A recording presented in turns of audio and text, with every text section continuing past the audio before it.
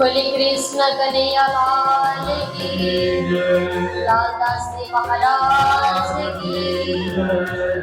तो इस प्रकार देवचंद्र जी महाराज कथा श्रवण करने के लिए बैठे थे। तब उस समय पूरी तरह वायुमंडल पूरा अलग से परिवर्तन की रूप हो गई। पवन चला, अंधकार हुई, जोर जोर से हवा चलने लगा। तो उसी समय यहाँ देवचंद्र जी महाराज के ऊपर कृपा की बरसात होने वाले थे। तो बरसात कौन करने वाले थे? तो वो सारी लीलाएं किसने की? तो ये सारी लीला परमात्मा खुद कर रहे थे। जब 10-15 दिन के बाद में देवचंद्र जी महाराज कथा श्रवण करने बैठे, तब उस समय किसी को पता नहीं चला कि कब वायु, कब पवन, कब हवा, कुछ कब कहा क्या चला।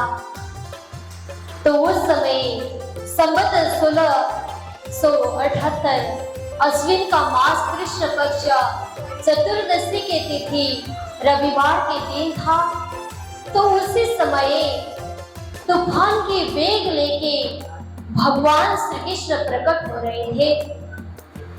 ऐसे रूप में प्रकट हुए कि वही किशोर अति सुंदर स्वरूप खेला जो वृंदावना, देख श्री देवचंद्र जी ने कहा जैसे गवाई नहीं मना।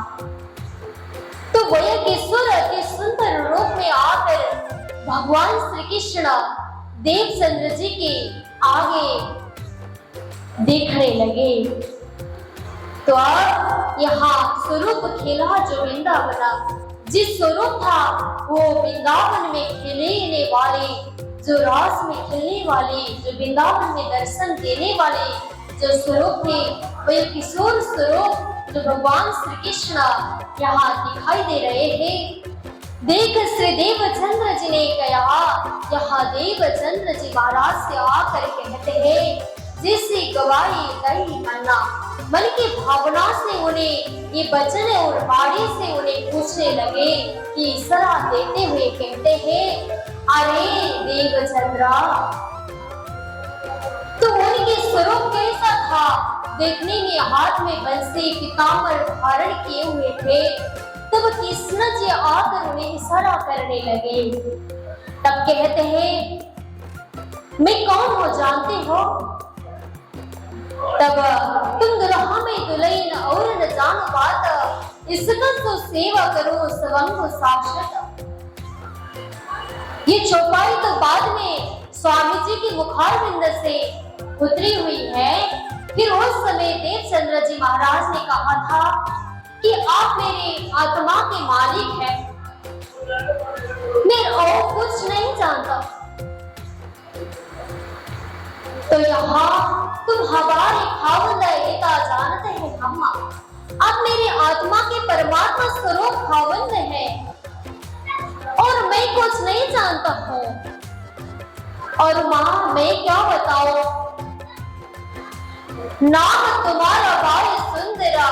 तो यहाँ कहते हैं, अरे देवचंद्रा, तुमको पहचानते हो, तुम कौन हो? तुम्हें कुछ पता है तुम्हारा कहीं स्थान है, कहाँ रहना है, कहाँ जाना है संसार को छोड़ के? कुछ पता है तुम्हें? तो देवचंद्र जी महाराज को तो पहले से ही ये चीज की जिज्ञासा थी कि वो हम कैसे संसार, मैं कौन हूँ, कहाँ से आया हूँ, मेरा वतन कहाँ है, मेरा मालिक कौन है, मुझे कहाँ जाना है, मेरा राह कौन सा है? ये 5 चीज के ख्याल हमेशा रहता था। प्रश्न सवाल खड़े हो जाता था उनके अंदर ही अंदर। तो ये सवाल की कोई भी उत्तर देने वाले आज तक प्रकट नहीं हुए थे। तो जितने भी पथ में गए, जितने भी संप्रदाय में गए, जितने भी आचार्यों से मिले, तो कुछ ही इन्हीं से कोई भी सवाल के जवाब नहीं मिले थे उन्हें। तब यहाँ खुद देवचंद्र जी महाराज को साक्षात पूर्ण ब्रह्म परमात्मा स्वरूप जो बड़े किशोर स्वरूप सुंदर देवचंद्र जी के साथ में आके भगवान श्री कृष्ण ये बात को कहने लगे कि तुम कौन हो, कहां से आए हो, तुम्हारे संसार में क्या क्या है, संसार में कुछ करना है तो रहने तो है, जीना भी है संसार में तो कोई कार्य तो होगा। तो संसार में परमात्मा ने बहर बोलते हैं ना, कोई किसी की किस्मत में जो लिखा होता है वही किया जाता है। तो ये क्यों बोला जाता है? तो ये चीज भी होगा कि आप संसार में आई हो तो तुम्हारे जन्म भी हुई तो कुछ काम कार्य से ही तुम्हारी जन्म हुई होगी, कुछ कारण तो होगा संसार में रह के कुछ काम करनी तो होगी। संसार में कोई ऐसे लोग फालतू नहीं बैठते, कोई किस माध्यम से संसार में प्रकट होते हैं वो उनकी किस्मत में लिखी हुई परमात्मा खुद उन्हें भेज देते हैं। तो इसी प्रकार महादेव चंद्र जी महाराज की पहचान कराने वाले स्वरूप साक्षात भगवान श्री कृष्ण प्रकट हुए हैं। तो उनके भावना में आके उन्हें खुद उत्तर देते हैं, तुम्हारा नाम तुम्हारा बाई सुंदरा, खेले तुम ब्रजरास में, मनोरथ पूर्ण नाम है कि तीसरा हुआ तीन से। तो कहते हैं, हे देवचंद्रा, तुम्हारे आत्मा के स्वरूप का नाम है सुंदर बाई, खेल तुम ब्रजरास में। हे देवचंद्रा, तुम सुंदर बाई की आत्मा हो, तुम ब्रज और रास में खेले हुए थे, जहां तुम्हारा लीला हुआ था तुम वहां में थे। मनोरथ पूर्ण नाम है, तुम्हारे अंदर के भाव में जितनी भी इच्छा आकांक्षा था वो पूरा नहीं हुआ। तो कहते हैं ये तीसरा हुआ तीन से, ये तीसरा ब्रह्मांड है। तो इसको जागनी ब्रह्मांड कहा जाता है। ये तीसरा ब्रह्मांड में तुम आए हो, तुम्हारे पहले ब्रजरास में तुम्हारी बातें पूरी नहीं हुई। अब हम साथ बुलाए के आओ अपने धामा, मैं तुम्हें बुलाने के लिए आया हूँ, मैं तुम्हें बुलाने के लिए आया हूँ, मैं खुद आना पड़ा। आओ अपने घर धाम, तुम अपने धाम में अपनी जो सुरता है वो सुरता को फिराओ, अपने धाम को समझो, याद करो। धनी हुए साथ कहाँ है मेरो भेजो तमाम। हे देवचंद्रा, मैं तुम्हें लेने के लिए बहुत चीज ले आया हूँ। तुम्हारे इस संसार में बहुत कार्य भी है। यहाँ भागवत कार्य तुम्हारा, ये तुम्हें खुले कलाम, ये भागवत तुम्हारे साक्षी की प्रमाण है। जो तुम संसार में आए हो तब तुम्हें जगाने के लिए कागज भेजा गया है। ये तुम्हें खुले कलाम, इससे तुम्हें कुछ खुल जाएगा, भेद खुलेगा और कोई ना खुल सके ये जो गलत आम। जो जितने भी शास्त्र है, जितने भी पुराण है, वेदांत है, शास्त्र है, ये सारी चीज की कलाम और तुम्हारे हाथ में है, तुम्हारे अंदर बैठी है। तो और कोई नहीं इस भेद का जान सकते। इसको भेद के खोलने के बजाय तुम ही इस कारण को भेद खोल सकते हो। बोले कृष्ण कन्हैया लाल की। तो मैं ये काम के लिए आया हूँ, मैं इतनी काम के लिए आया हूँ, मैं आई हूँ इतनी कामा, ब्रह्म सृष्टि लेने भरत श्री धामा। अरे देवचंद्रा, अभी मैं इस काम के लिए आया हूँ कि मैं परमधाम में जितने भी सुंदर आत्मा है, जितने भी ब्रह्म आत्माएं हैं, जितने ब्रह्म मोमिन हैं, उनको संसार से परमधाम की सुरता वापिस करने के लिए मैं खुद आना पड़ा।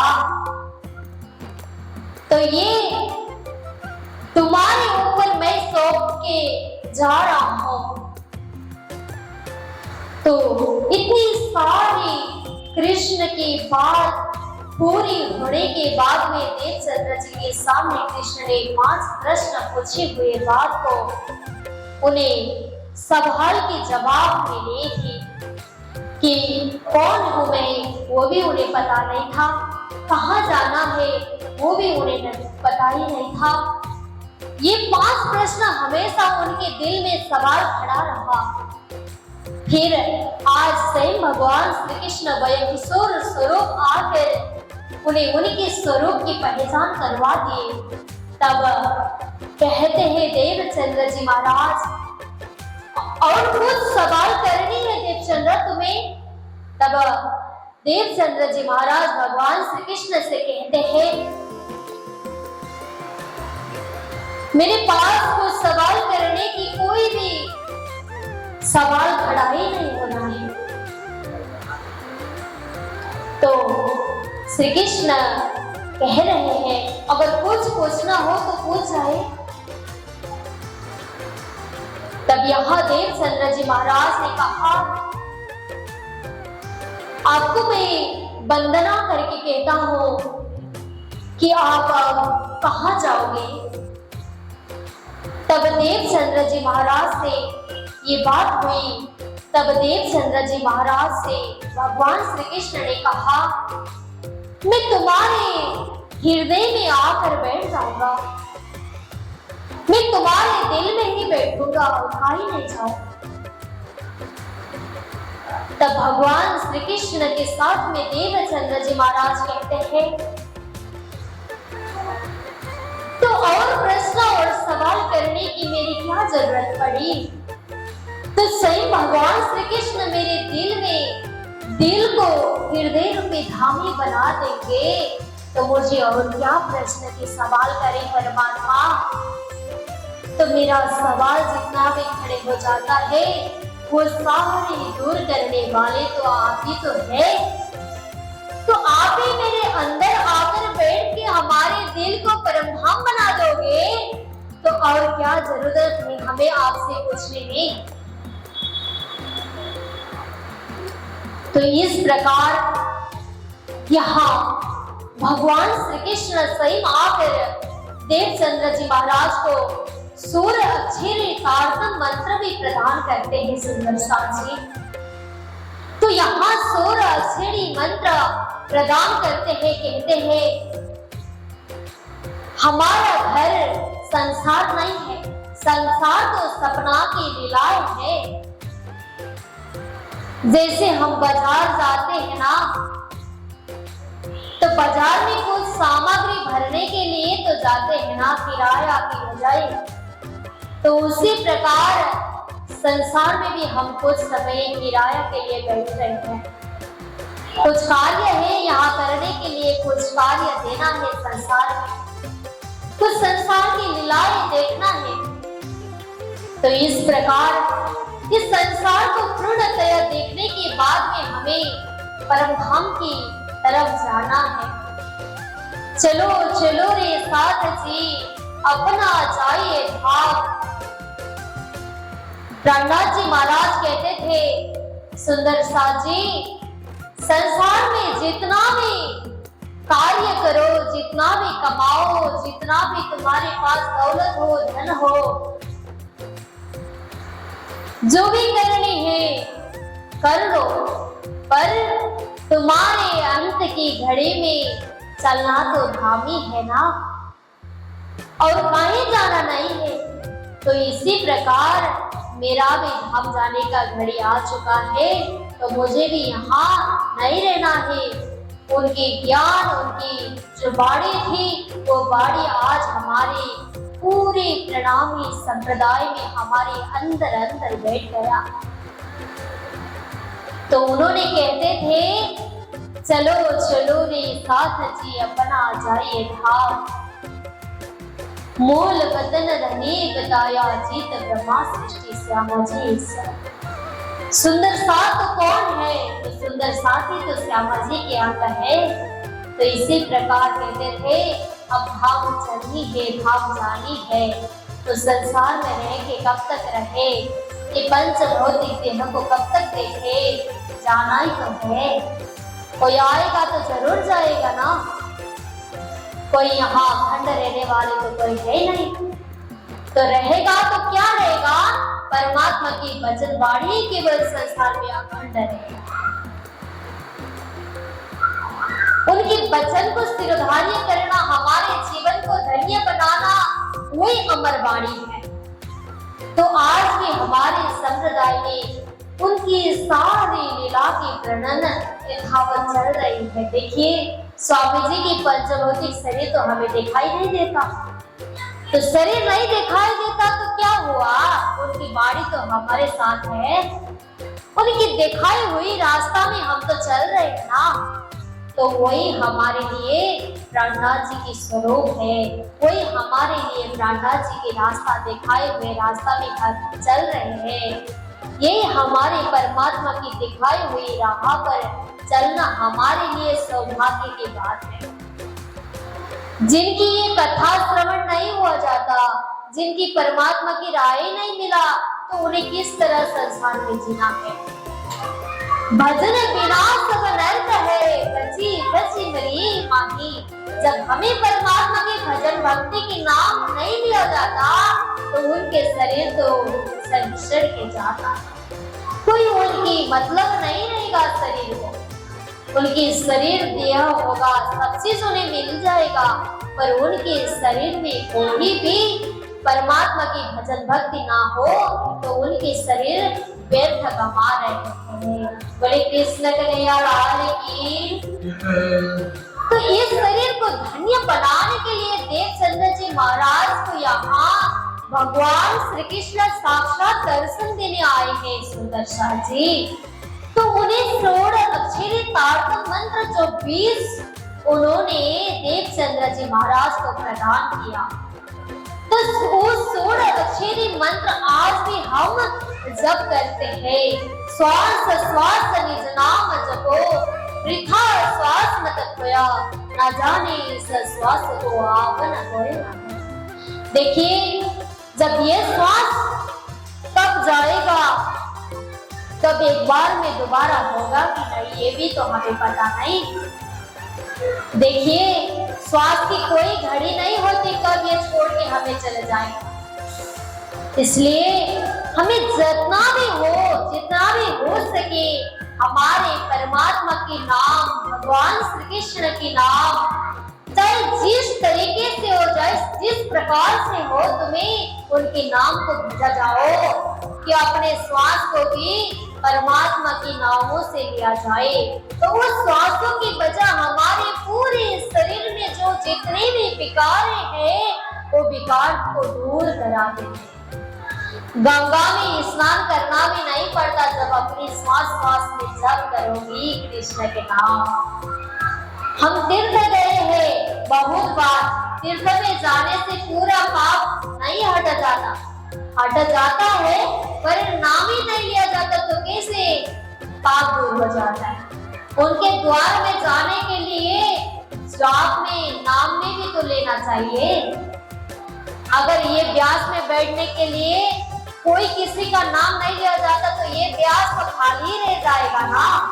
तो हमारे नाम से भी तो बुलाना चाहिए कि आर्य जागृति जी, आप इस व्यास पर बैठ के आपकी प्रवचन दे दे, तब तो हम इस व्यास में आकर प्रवचन दिया जाता है। ऐसे तो हम भी आके नहीं बैठ सकते। तो कहीं भी हमारी अधिकार जमानी हो तो हमें उनके नाम भी तो लेना चाहिए।